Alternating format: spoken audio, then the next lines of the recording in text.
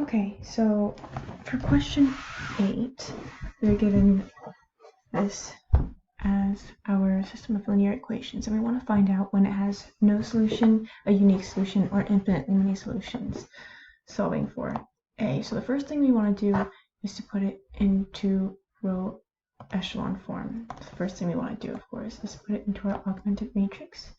So here we have -3, -6, 9, -6, and here -1, 5, there's no x3, so we put 0, and then -4. And for here we have 1, 1, a, -7. So what we want to do now is to put it into row echelon form. Okay, so here I have a few matrices of how I got to the row echelon form, which is right here. So first I did row 1 equals 2, row 1 divided by 3.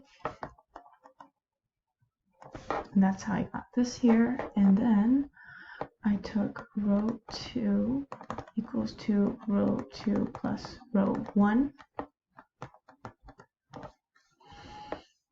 After solving for that, I did row 3 equals to row 3 minus row 1.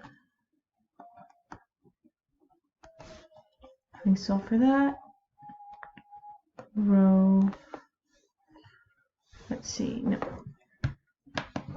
first row 3 equals to row 3 minus row 2, and then row 2 equals to row 2 divided by 3. So I did this first and this second. And I ended up with my row echelon form right here. And from here we can solve for when to find out which A's would give us no solution, infinite solution, or unique solution.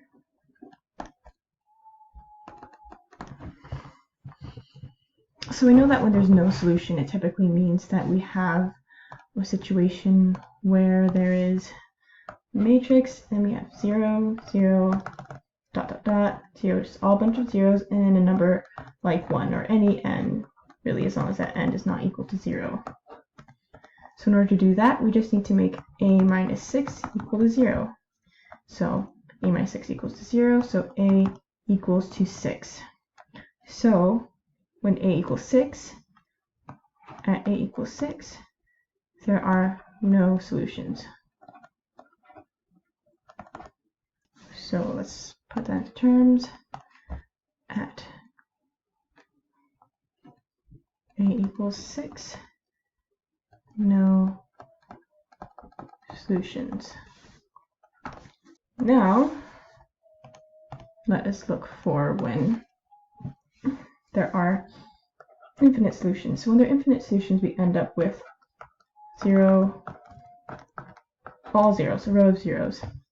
Now, as we can see here, that is somewhat impossible because a minus 6 in this case is the leading term, which means that no matter what you do, it will not equal to 0,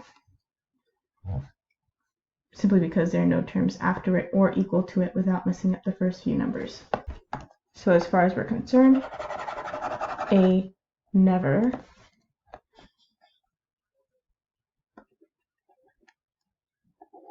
ends up with an infinite solution for this system of equations. So now let's find out when a gives us a unique solution.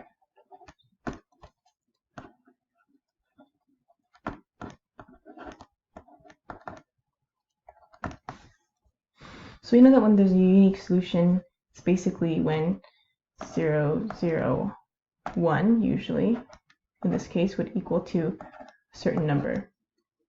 Now, because it is, again, the leading variable, the leading term, if this term were to be 3 or 8, we can just divide it by that 3 or that 8 to make it 1.